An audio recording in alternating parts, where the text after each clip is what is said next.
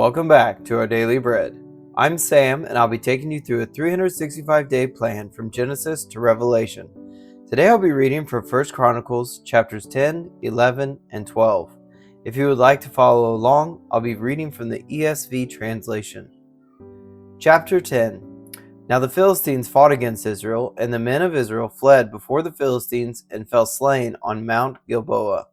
And the Philistines overtook Saul and his sons. And the Philistines struck down Jonathan and Abinadab and Malchishua, the sons of Saul. The battle pressed hard against Saul, and the archers found him, and he was wounded by the archers.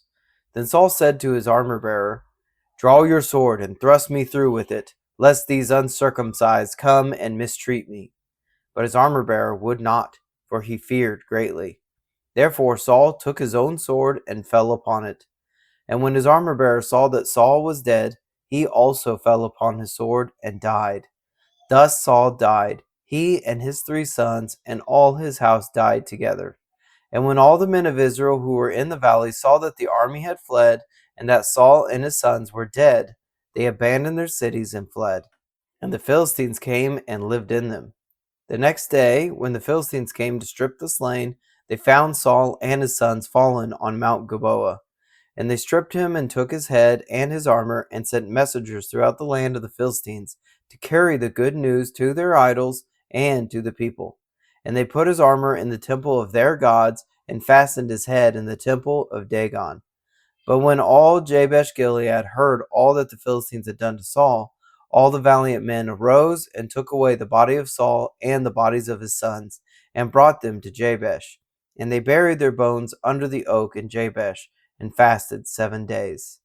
So Saul died for his breach of faith. He broke faith with the Lord in that he did not keep the command of the Lord, and also consulted a medium, seeking guidance. He did not seek guidance from the Lord. Therefore the Lord put him to death and turned the kingdom over to David, the son of Jesse. Chapter 11. Then all Israel gathered together to David at Hebron and said, "Behold, we are your bone and flesh. In times past, even when Saul was king, it was you who led out and brought in Israel. And the Lord your God said to you, 'You shall be shepherd of my people Israel, and you shall be prince over my people Israel.'" So all the elders of Israel came to the king at Hebron, and David made a covenant with him at Hebron before the Lord. And they anointed David king over Israel, according to the word of the Lord by Samuel. And David and all Israel went to Jerusalem, that is, Jebus, where the Jebusites were, the inhabitants of the land. The inhabitants of Jebus said to David, "You will not come in here." Nevertheless, David took the stronghold of Zion, that is, the city of David. David said, "Whoever strikes the Jebusites first shall be chief and commander."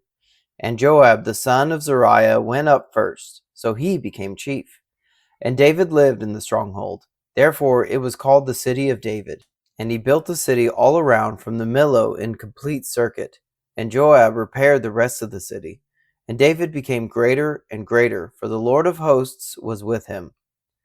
Now these are the chiefs of David's mighty men, who gave him strong support in his kingdom, together with all Israel, to make him king, according to the word of the Lord concerning Israel. This is an account of David's mighty men. Jashobeam, a Hachmonite, was chief of the 3. He wielded his spears against 300 whom he killed at one time. And next to him among the 3 mighty men was Eliezer, the son of Dodo, the Ahohite. He was with David at Pas-Dammim when the Philistines were gathered there for battle. There was a plot of ground full of barley, and the men fled from the Philistines. But he took his stand in the midst of the plot and defended it, and killed the Philistines. And the Lord saved them by a great victory. 3 of the 30 chief men went down to the rock to David at the cave of Adullam, when the army of Philistines was encamped in the valley of Rephaim. David was then in the stronghold, and the garrison of the Philistines was then at Bethlehem. And David said longingly, "Oh, that someone would give me water to drink from the well of Bethlehem that is by the gate." Then the 3 mighty men broke through the camp of the Philistines and drew water out of the well of Bethlehem that was by the gate, and took it and brought it to David. But David would not drink it. He poured it out to the Lord and said, "Far be it from me before my God that I should do this. Shall I drink the lifeblood of these men? For at the risk of their lives they brought it. Therefore he would not drink it. These things did the 3 mighty men. Now Abishai, the brother of Joab, was chief of the 30. He wielded his spear against 300 men and killed them and won a name beside the 3. He was the most renowned of the 30 and became their commander, but he did not attain to the 3. And Benaiah the son of Jehoiada was a valiant man of Kabzeel, a doer of great deeds. He struck down 2 heroes of Moab. He also went down and struck down a lion in a pit on a day when snow had fallen. And he struck down an Egyptian, a man of great stature, 5 cubits tall. The Egyptian had in his hand a spear like a weaver's beam. But Benaiah went down to him with a staff and snatched the spear out of the Egyptian's hand and killed him with his own spear. These things did Benaiah the son of Jehoiada, and won a name beside the 3 mighty men. He was renowned among the 30, but he did not attain to the 3. And David set him over his bodyguard.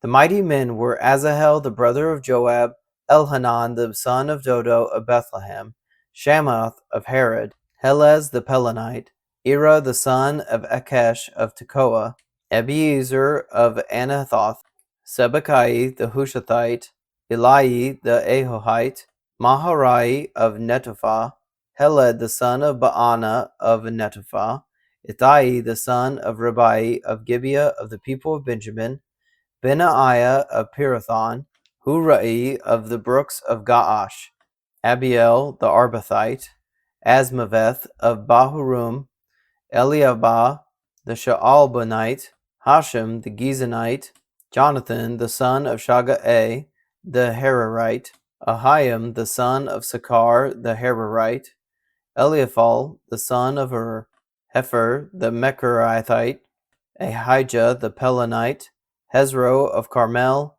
Naarai the son of Ezbai, Joel the brother of Nathan, Mibhar the son of Hagri, Zelek the Ammonite, Naharai of Beeroth, the armor-bearer of Joab, the son of Zuriah, Ira the Ithrite, Gareb the Ithrite, Uriah the Hittite, Zabad the son of Alai, Adinah the son of Shiza the Reubenite, a leader of the Reubenites, and 30 with him, Hanan the son of Maacah, and Joshaphat the Mithnite, Uzziah the Ashtarothite, Shammah and Jeiel the sons of Hotham the Arorite, Jediael the son of Shimri, and Joha his brother, the Tizite, Eliel the Mahavite, and Jerubai and Joshaviah the sons of Elnaam, and Ithma the Moabite, Eliel and Obed, and Jaaziel the Mezobaite. Chapter 12. Now these are the men who came to David at Ziklag, while he could not move about freely because of Saul the son of Kish. And they were among the mighty men who helped him in war. They were bowmen and could shoot arrows and sling stones with either the right or the left hand. They were Benjaminites, Saul's kinsmen. The chief was Ahiezer. Then Joash, both sons of Shemaah of Gibeah. Also Jeziel and Pelet, the sons of Asmaveth. Barakah, Jehu of Anathoth, Ishmaiah of Gibeon, a mighty man among the 30 and a leader over the 30. Jeremiah, Jahaziel, Johanan, Jozabad of Gedera, Eluzai, Jeremoth, Bealiah, Shemariah, Shephatiah the Heraphite, Elkanah, Isahiah, Ezarel, Joezer, and Jeshobeam the Korahites, and Joelah and Zebadiah the sons of Jeroham of Geder. From the Gadites there went out to David at the stronghold in the wilderness mighty and experienced warriors, expert with shield and spear, whose faces were like the faces of lions, and who were swift as gazelles upon the mountains.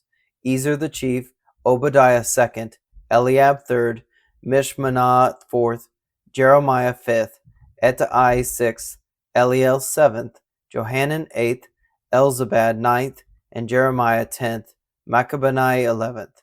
These Gadites were officers of the army. The least was a match for 100 men, and the greatest for 1,000. These are the men who crossed the Jordan in the first month when it was overflowing all its banks, and put to flight all those in the valleys, to the east and to the west. And some of the men of Benjamin and Judah came to the stronghold to David. David went out to meet them and said to them, "If you have come to me in friendship to help me, my heart will be joined to you. But if to betray me to my adversaries, although there is no wrong in my hands, then may the God of our fathers see and rebuke you." Then the Spirit clothed Asamai, chief of the 30, and he said, "We are yours, O David, and with you, O son of Jesse.